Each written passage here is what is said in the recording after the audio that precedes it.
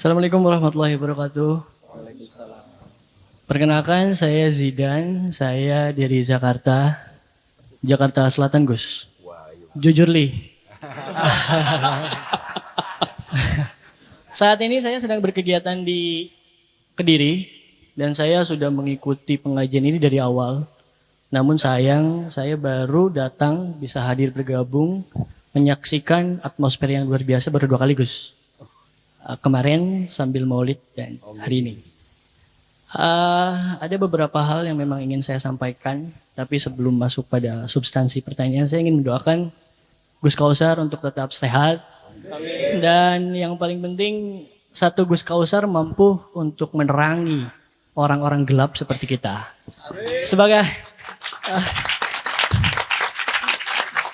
Sebagaimana tadi Gus Kausar sampaikan bahwa apa yang akan kita bisa petik ketika kita nanti disoal melalui pembedahan rahang, hanya akan banyak kegelapan yang akan kita tunjukkan pada orang yang mensoal.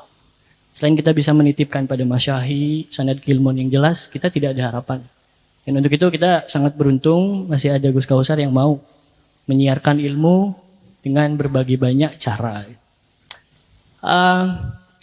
Saya harus cari akal dulu, Gus. Soalnya kan ini question kan. Ini pertanyaan pertama dan dari seluruh agenda atau hal yang diberikan kesempatan ini harus berkesan. Biar nanti yang selanjutnya nggak terlalu berkesan. Saya memerhatikan seluruh kitab yang dikaji itu saya rangkum dan saya bagi pada beberapa hal. Saya menyimpulkan bahwa kitab ini berisi tentang hikayat, kisah-kisah, moral, dan spiritual. Ada 2 hal yang memang saya perhatikan soal moral dan spiritual yang memang itu sangat seksi, Gus. Kalau kita bahas lebih jauh. Saya berpanduan pada keterangan moral yang dijelaskan oleh Aristoteles, oleh Plato, oleh siapa lagi? Enggak. Soalnya kan spesialisasinya kalau yang lain itu Gus Kausar. Saya definisikan dulu supaya teman-teman mengerti apa itu moral. Moral bagi definisi yang diterangkan oleh Karl Marx, oleh Immanuel Kant, Oke. Kalau belum tenang, saya tunda dulu. Karena nanti nggak akan dapat peace-nya, oke? Tenang. Nanti ketawanya terakhir. Ngetawain keadaan. Moral itu kaitan erat dengan hubungan antar manusia. Itu moral. Jadi kita untuk bermuamalah, kita untuk hablum minan nas itu berkaitan dengan moral. Yang spiritual itu kaitannya antara kekudusan Tuhan. Dan hal ini sangat berkaitan erat mengenai moralitas dan spiritual melalui realita hari ini. 2 pertanyaan sebagai hadiah. Yang pertama, bagaimana Gus kita untuk memaksimalkan ilmu yang kita miliki dari seluruh bidang dan aspek yang berbeda supaya derajat kita tuh meningkat. Minimal kayak wapres kita lah maksudnya. Agak lebih gaul gitu. Dia mampu bisa menaikkan taraf dengan cara yang instan itu agak sedikit aneh dan heran. Tapi kita ingin memastikan bahwa kita di sini memiliki potensi untuk jadi orang hebat. Ketua mazhab kita, seperti yang disampaikan Gus Kausar, itu sangat luar biasa dahsyat. Beliau berangkat dari pengetahuan. Dan hari ini kadang-kadang pengetahuan direndahkan karena keberpihakan. Oke. Coba. Inti pun pertanyaan itu. Lah. Oke. Lagi. Oke. Saya ringkas. Ini kan jadi terlalu rindu jadi agak panjang. Oke. Saya lanjut ya dikit ya. Inti pertanyaannya bagaimana cara merangsang anak muda itu untuk lebih mau belajar ketimbang mereka bekerja. Satu. Yang kedua, dari pentingnya agama hari ini, menurut saya pondok semakin menurun minatnya. Karena dianggap orang yang masuk pondok, mereka tidak mempunyai sertifikasi untuk kejelasan akan hidup ke depan. Itu kan sangat merendahkan agama. Saya mengutip kata-kata Sokrates. Oke. Hidup yang tidak diuji, tidak layak dijalani. Dan tadi kata Gus Kausar ngutip dari Ali bin Abi Thalib, sebentar, sabar dulu. Ini poin utama, ini berkualitas. Aneh yang nggak berkualitas. Tidak perlu menjelaskan kita pada siapapun, terutama pada orang yang tidak menyukai kita. Dan orang yang menyukai kita tidak membutuhkannya. Dan keterangan itu saya dapatkan dari potongan video yang Gus Kausar tambahkan. Berbuatlah baik secara kontinu. Dan kita hari ini, sekecil apapun kebaikan, kita harus ingin nge-post. Seakan-akan kebaikan kecil dunia harus tahu. Itu bertentangan dengan hukum asas kebaikan. Yang kedua, kutipan dari Neng Jajil yang berisi, sebaik-baiknya yourself adalah kita yang takut api neraka, dan sebaik-baiknya insecure yang kita merasa bodoh di dalam bidang agama. Tolong Gus beri pencerahan bagi kami, dan kami sangat membutuhkan jawaban itu. Semoga ada kaitan kebenaran, dan saya rasa terima kasih cukup. Wassalamualaikum warahmatullahi wabarakatuh. Waalaikumsalam warahmatullahi wabarakatuh. Saking Jakarta Selatan, Gus. Pertanyaan nih. Keren. Bocah-bocah ngarep kebun ini paham nggak?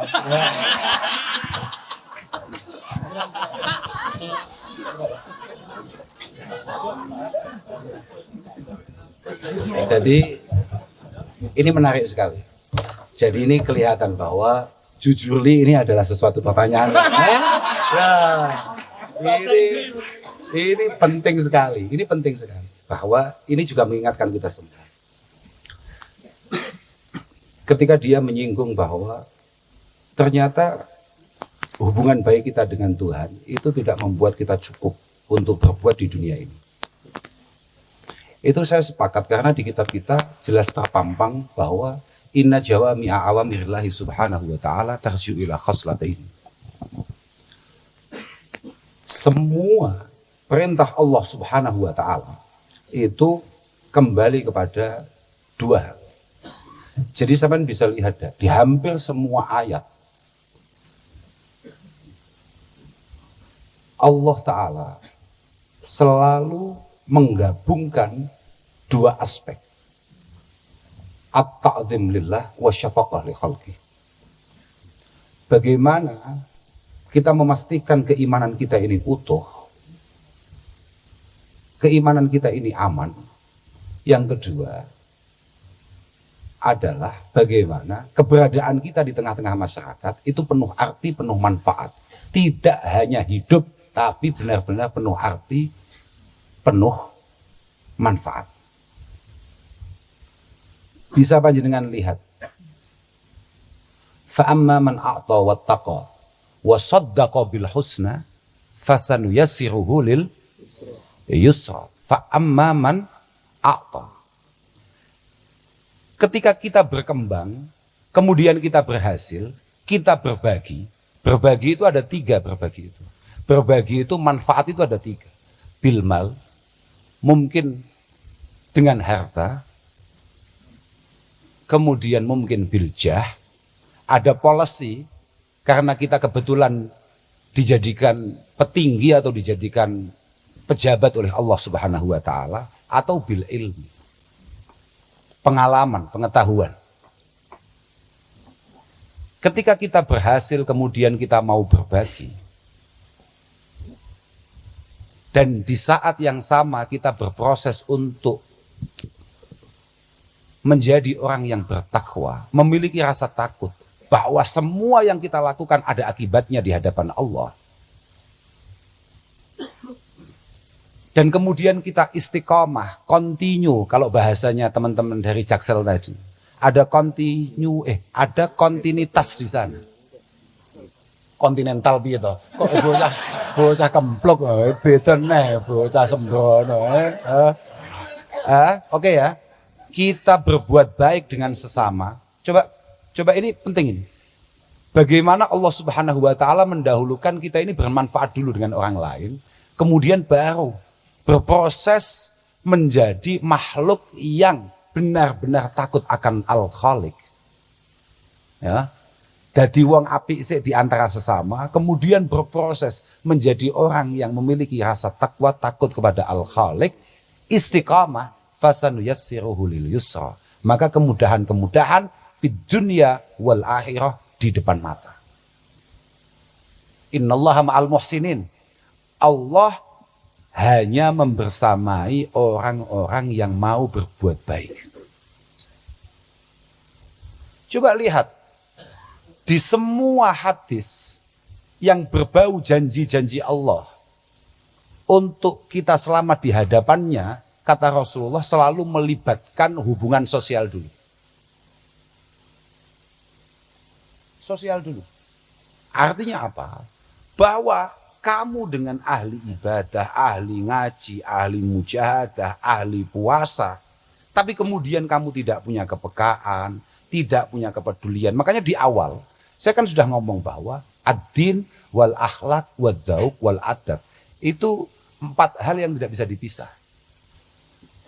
Landasan kita, ketuhanan kita, itu menjadi penting. Itu landasan utama. Kemudian etika. Etika, sopan santun. Wal adab. Wal dzauq wal adab. Dzauq, kepekaan.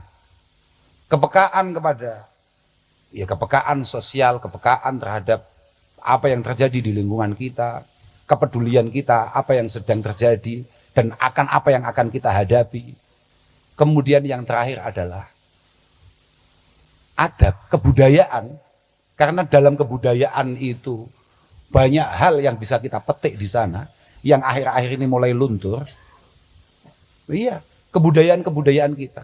Kita ini sebelum Islam datang, tolong menolong, ngopeni wong liya, gati mbek wong liya, sungkan, itu ada semua. Sebelum kita dengar al-haya minal iman, rasa malu itu dimiliki oleh orang-orang Nusantara. Kebudayaan itu kemudian turun secara kualitas. Itu bahaya. Bahaya. Makanya 4 hal ini tidak boleh dipisahkan. Itu yang kemudian disepakati oleh beberapa imam di Al-Azhar Kairo, bahwa 4 hal ini adalah pondasi utama untuk kita berislam, beriman, berihsan.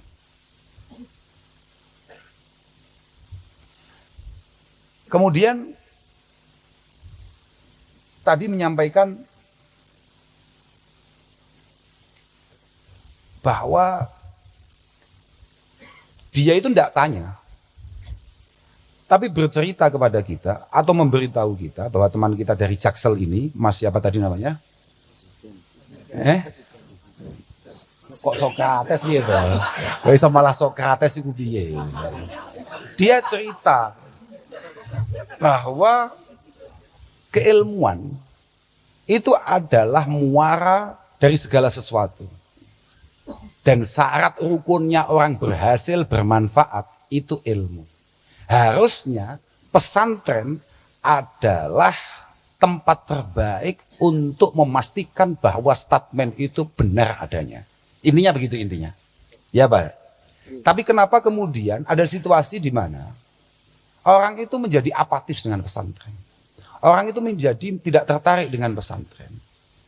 Padahal semua orang tahu bahwa semua santri telinganya mesti pernah dengar yambahil akil ayyakuna basiran bizamani. Bahwa seorang santri yang cerdas, dia wajib dan harus untuk kemudian mampu membaca eranya, mampu membaca cara dakwahnya. Kemunduran kita karena ketidakkreatifan kita, karena keterbatasan literasi kita, dan terlalu rendahnya himmah atau cita-cita yang kita miliki sebagai seorang santri. Ya hanya itu saja. Padahal kitab kita, jenengan coba lihat bagaimana Mbah Maimun Zubair, bagaimana para masyayikh kita mampu menjawab segala tantangan zamannya dengan kitab yang beliau pelajari. Mohon maaf, tanpa mengurangi sedikit pun kualitas teman-teman yang dari sekolah formal, tapi beliau-beliau itu murni pesantren, bukan dari tempat-tempat formal. Tapi kenapa beliau di eranya kemudian mampu menjawab semua permasalahannya? Ya karena kekayaan, karena tabahur fil ulumnya, karena nopo nggih? pengetahuannya yang sangat luar biasa akan apa yang beliau hadapi, akan apa yang beliau pelajarilah yang pada akhirnya mampu menjawab itu semua. Sedangkan kita ini berada di generasi yang bersifat tadi itu. Yang disampaikan bahwa kita ini berada di era-era instan yang pengennya cepat bisa, cepat hafal, cepat ngerti. Di pondok itu padahal dari awal sudah diajari proses. Bagaimana kita mengenal Imam Syafi'i? Itu diawali dari bagaimana kita belajar mabadi. Mabadi. Dari mabadi kemudian naik ke Safinatun Najah. Tanwirul Hijah. Kemudian naik lagi ke Riyadul Badi'ah. Naik lagi ke Sulamut Taufik. Naik lagi ke Fathul Qarib. Naik lagi ke Fathul Mu'in. Ke Iqna. Ke Mahali. Naik lagi ke Fathil Wahab. Naik lagi ke Manhajit Tullab, naik lagi ke Minhajil Abidin. Ini semua proses. Anggitmu iki mek 2 lembar 3 lembar, gak Pak. Jadi kiai abot tenan. Itu semua dilewati dengan baik oleh para masyayikh kita yang membuat kenapa beliau pada akhirnya bisa duduk di mana saja menjawab semua tantangan zamannya. Dan itu sesuai dengan apa yang didahulukan oleh para ulama kita bahwa Allah Ta'ala akan selalu mengutus ulama sesuai dengan eranya. Dan selalu mampu membicarakan dengan cara bahasa atau cara bicara umat dan masyarakatnya. Memang selalu seperti itu. Memang selalu seperti itu. Ulama tenan lagi, ulama-ulamaan gak loh. Ulama tenan loh. Aku nggak maksud ini. Jadi sekali lagi bahwa saya sepakat. Bahkan sekelas Imam Syafi'i, saya masih ingat Imam Syafi'i mengatakan bahwa man arada dunya fa alaihi bil ilmi wa man arada al akhirah fa alaihi bil ilmi wa man la yuhibbu al ilma fala khaira fihi. Orang yang sama sekali tidak tertarik di keilmuan apapun itu. Masyayikh kita itu ahli baca. Saman ngerti gak? Saman pernah dengar ada novel berjudul Tenggelamnya Kapal Van der Wijk yang pada akhirnya menjadi sebuah film. Bapak kula nalika mondok teng Lasem niku kalih Mbah Maimun pun diparingi buku niku. Mbah Maimun kan guse. Mbah Maimun niku kan menantune gurune bapak kula. Bapak niku ngaji teng daleme Mbah Dawi, kemudian di antara gus-gusnya salah satunya adalah Mbah Maimun. Lah Mbah Maimun niku maringi Gus iki diwaca. Makanya suatu ketika ada liburan atau apa, abah niku diaturi kan wonten filme yai sakmenika dipun filmaken ngersakaken mirsani mboten. Gak. Karena film membatasi imajinasi yang pernah saya bangun. Artinya apa? Masyayikh kita tidak anti terhadap pendahulu-pendahulu kita, tidak anti terhadap semua literasi yang harus ia pelajari, yang harus ia baca. Mana itu cocok-cocok mawon. Makanya kembali lagi kepada hari ini bagaimana santri harus menunjukkan diri bahwa semua yang ada di depannya, kitab-kitab yang ada itu adalah sebuah jawaban akan tantangan di masa kemarin, masa hari ini dan masa depan. Seorang santri harus mampu menjawab itu.